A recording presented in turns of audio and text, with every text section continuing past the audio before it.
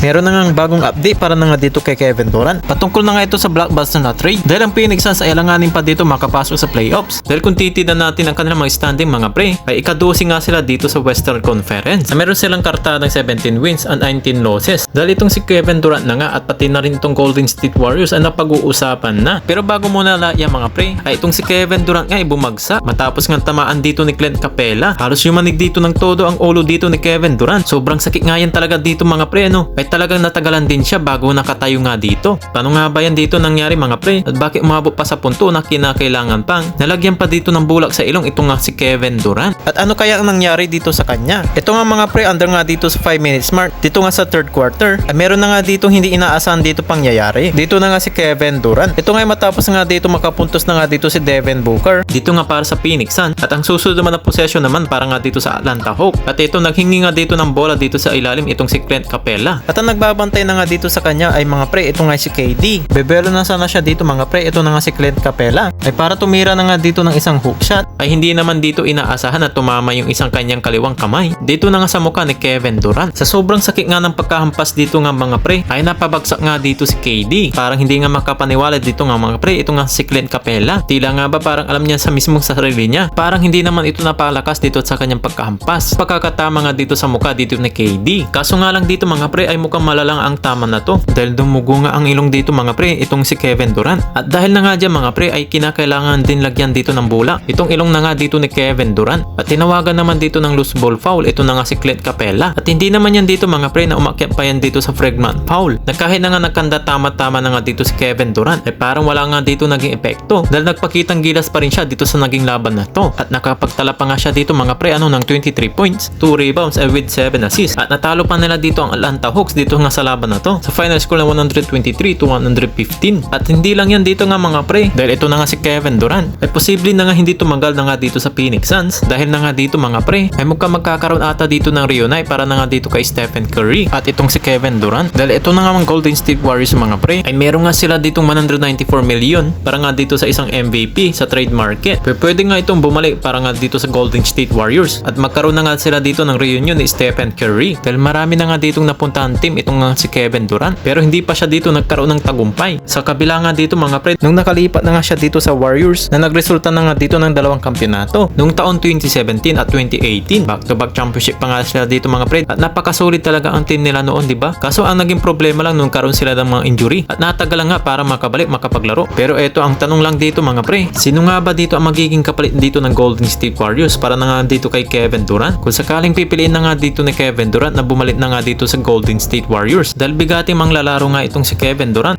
ay siguradong manghihingi ng malaking kapalit ang Phoenix Suns sa kanya. Dahil posibleng tatlo ang mawala para nga dito sa Golden State Warriors. Una nga itong si Jonathan Kuminga. Pangalawa naman dito si Andrew Wiggins. At ang pangatlo na nga dito si Kevon Looney. Palitan ito ay maraming combination dito ang Phoenix Suns para magagamit nga nila dito nakatulong dito ni Devin Booker. Kung bilang magiging kapalit na nga ito ay hindi na mangangamba dito ang Golden State Warriors. Dahil syempre kitang-kita naman natin kung gaano nga kaganda yung kanilang chemistry. Dito na nga si Stephen Curry. Dahil ang Golden State Warriors at Phoenix Suns na hindi naman sila nagkakalayo dito sa standing. Yan naman ang tanong kung paano nila ito susolusyonan.